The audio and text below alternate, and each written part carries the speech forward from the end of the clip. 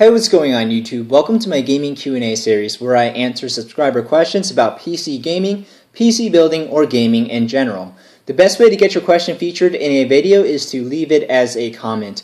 You can also tweet your questions at me. If the question has a quick answer, like which GPU should I get, usually somebody in the community responds very quickly. But if it's a longer, more discussion-oriented question, then I may feature it in a video. Before we begin, here are the winners from my 5,000 subscribers giveaway video. Enjoy your new game, and thanks again to everyone for all your support.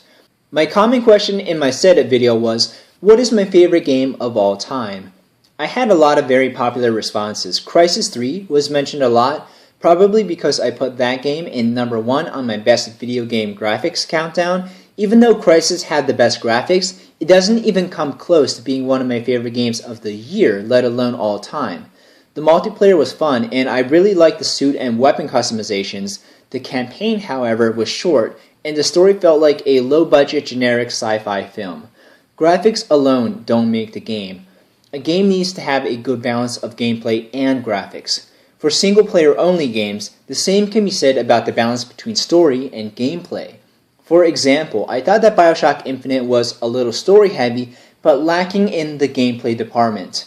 It was a good game, but I don't think it was good enough that reviewers should be so willing to turn a blind eye to its shortcomings. The combat was as generic as could be, all the character customization options were lame, and the game dragged in certain areas due to its repetitive nature. Even though the art design was impressive and the story was mind-bending, lacking in fun gameplay really prevents BioShock Infinite from registering as one of my favorite games.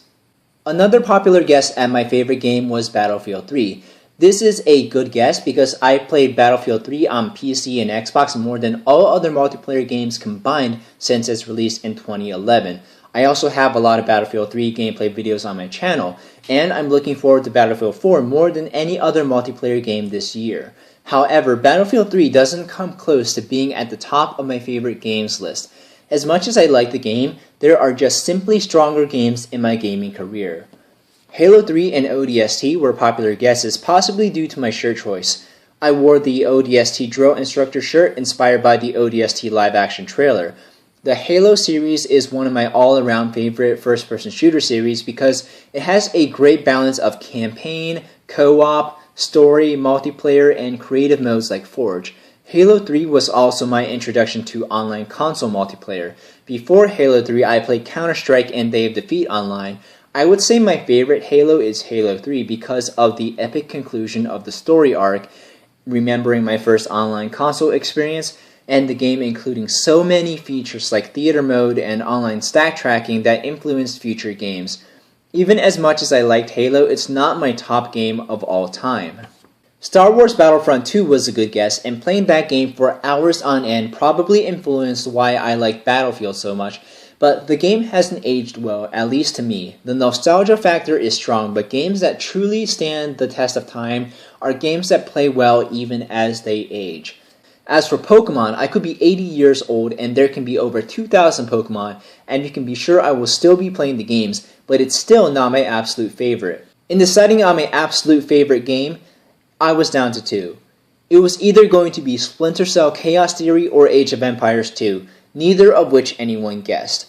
Chaos Theory is my favorite Splinter Cell. I just played it through again recently and I'm still finding new ways to complete objectives. I'm glad Blacklist is heading in the same direction as Chaos Theory instead of the more action-oriented Conviction. I have to give Chaos Theory the runner-up because Age of Empires 2, a real-time strategy game, is my favorite game of all time. There can be more Splinter Cell games with updated mechanics, more Battlefield games, and more Halo games, but at least in the foreseeable future, there won't be another game like Age of Empires 2. Ensemble Studios dissolved after Halo Wars because there wasn't enough money in making conventional real-time strategy games. The most popular top-down strategy games today are MOBAs like Dota and League of Legends. I loved the time period that the game took place in, which was the Middle Ages. And I learned a lot about history from playing the campaign and reading about the civilizations. I learned about the Saladin campaign, the Barbarossa campaign, and William Wallace. I remember playing in LANs with my friends. My most used civilizations were the Chinese, gotta represent, the Byzantines, and the Teutons. LAN multiplayer has slowed with the rise of online gaming, but some of my best multiplayer memories come from LAN gaming. There is an official expansion coming out later this year for the HD edition available on Steam with new game modes and civilizations. This was a fan-made project, but it just got so much support that Steam decided to make an official expansion. Even if a later game was designed from the ground up as a reboot with new graphics and gameplay mechanics, I doubt it will capture the charm of Age of Empires 2, which is why I consider it my favorite game of all time. Instead of responding to specific questions this video, I will be responding to general question topics that I received. A lot of people have asked questions that are very similar, and I hope my responses will help. The first question is it worth it? Common inbox messages and questions that I get across all my videos are, is it worth it to upgrade to this GPU? Is triple monitor gaming worth it? Or is 3D gaming worth it? This is a difficult question with different responses for everyone. Wanting an upgrade is subjective relative to each individual. You need to assess whether you are satisfied with what you have right now. Are you playing at the settings that you want with decent frames per second? If not, then you should decide on an upgrade budget and get the best hardware within that budget range. To find hardware that is the best bang for the buck, look at benchmarks for graphics cards from review websites. One thing that is very important to note is that as you increase your graphical demands, the price to performance graph does not continue linearly and instead tapers off in a shape much like the graph of a common logarithm. This is called diminishing returns.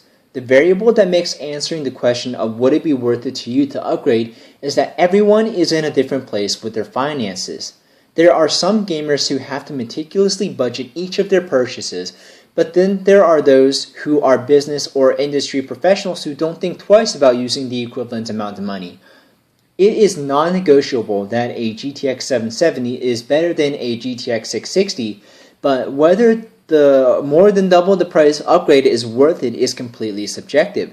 At this price range, there is somewhat linear scaling in price per performance, as in you'll get about double the frames per second or be able to turn up settings, but is the additional eye candy really worth the more than $200 extra?